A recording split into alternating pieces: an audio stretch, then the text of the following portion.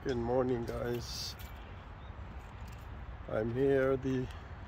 Nandito po ako sa Mirambina Park at namamasyal. Kailang medyo makulimlim, and I'm doing my walking exercise sa lugar na ito. So maganda po ang place na ito. Kailangan medyo makulimlim. Yun po yung kapaligiran ng Mirambina Park. At beside there, mayroon po siyang creek. Yan.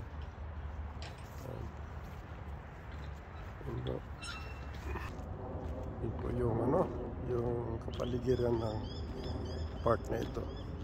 At sa side na ito ay mayroon po siyang tugtungan po ng Georges River. Yan po. Yan po yung river po dito. Yan. Na hindi po ay medyo matawag ito, ma-brown ang tubig dahil po ay maulan po for past few days. Yan. Yan po. Kapaligiran po dito.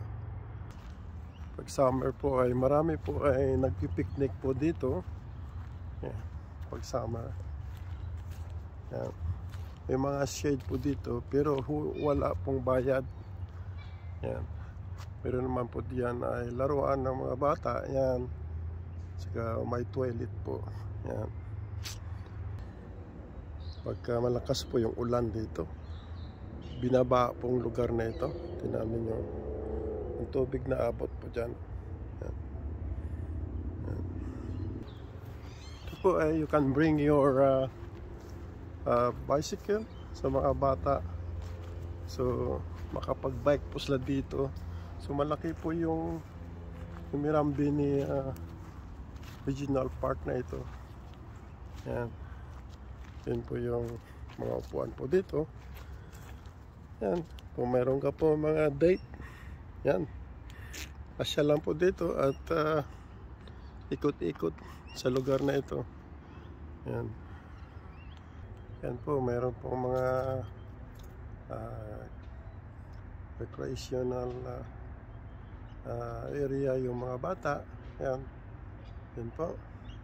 Tsaka very quiet po yung lugar na ito. Marami po dito ay namamasyal. Dinadala po yung kanilang mga anak dahil po ay free naman po yung lugar na ito. So meron din po shade po doon. So ito po ay parang first come first serve kung pagkakaalam. Yan, mga kaaway po dito. Yan. Ang ganda pong lugar nito pag especially during summer.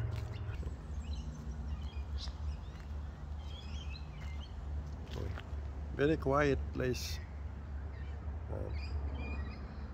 You can have mga recreation, soccer, kung ano po yung ball games na pwede dito na gawin mo. Yan po. And meron po siyang wharf dito.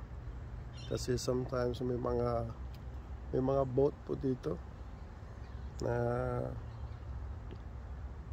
just for relaxation. May mga sariling boat. Yan. Pag doon ka po galing sa dulo, gusto mo po mamasyal din po dito, so ito po yung wharf na maliit, so you can drop your family here. Yan. Pwede rin mag-fishing po dito. Wala lang po akong fishing rod na dala. Ayan, yan. So at least po ay nakakita po kayo ng mga ganitong tanawin po sa aming po sa Australia. Yan. Yan. Yan. Pwede po dito mag-fishing. Kailang wala lang po akong dalang fishing rod. Hindi ko po alam kung ano po mga isda po sa lugar na ito. Napakakalang ko parang malit. Yan. Wala pong ano dito walang talapya po dito. Yun sa kabila po may mga wild bird saka wild duck. Yan.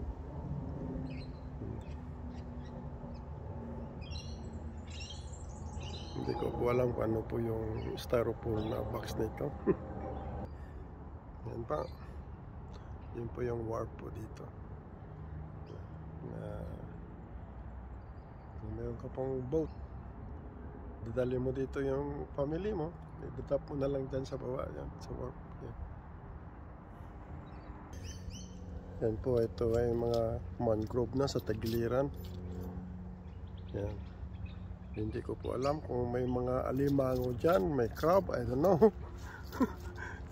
Wala naman po dito, may nanghukay ng mga ganyan po dito na mga seafoods na crab saka alimango.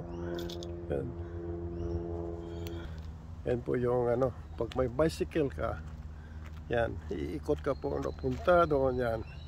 Yun po yung direction po ng kalsada. So, malilibang po yung mga bata po dito pagka nandito.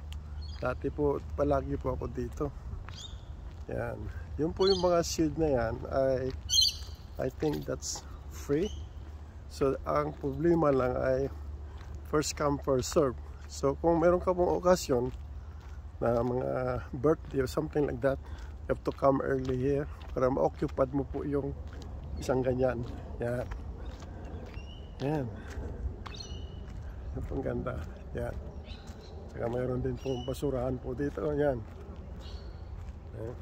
Kaya po malinis po yung park. Yan. So, yun po nakalagay po doon. Yan. Rubbish, rubbish, rubbish, rubbish. So, ay talaga po ay pasaway ka na pagka hindi mo po ay hindi mo tinapon yung mga basura mo dyan. Yan. Kasi wala ka makakita doon nakakalat ng mga botelya o whatever. Yan. Yan. Yan naman po ay mga yun po yung wild duck. Yan. Yan po yan. Yan po. Yan. Yan po yung wild duck mo. Yan. Naghanap ng pagkain. So tingnan ninyo yan, no? They're all protected with trees. Yan. Saka malinis.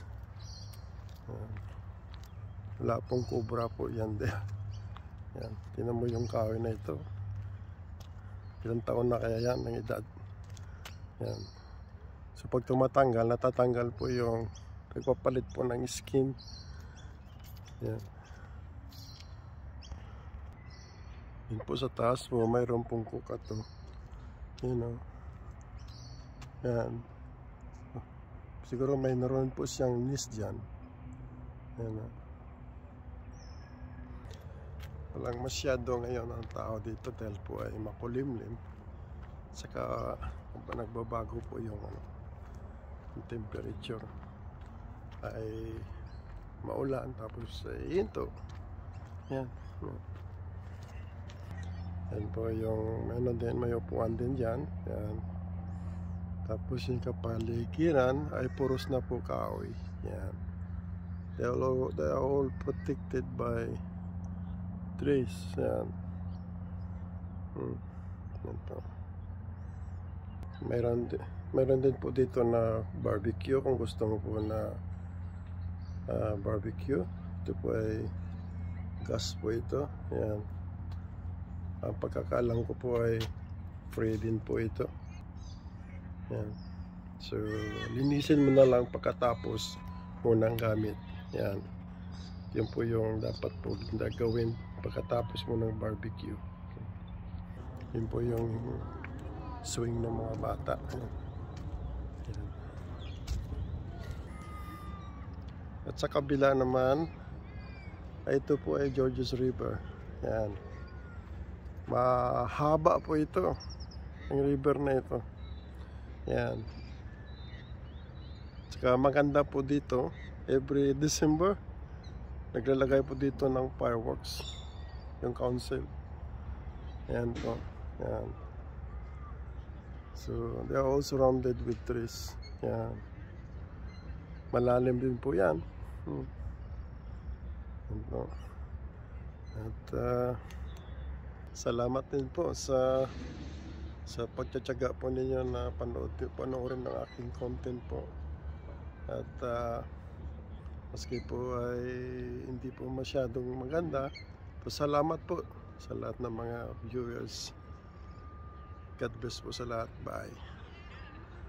Huwag po ninyo kalimutan, kung gusto po ninyo mag-subscribe and like po sa aking video, tulong na rin po ninyo yan sa akin.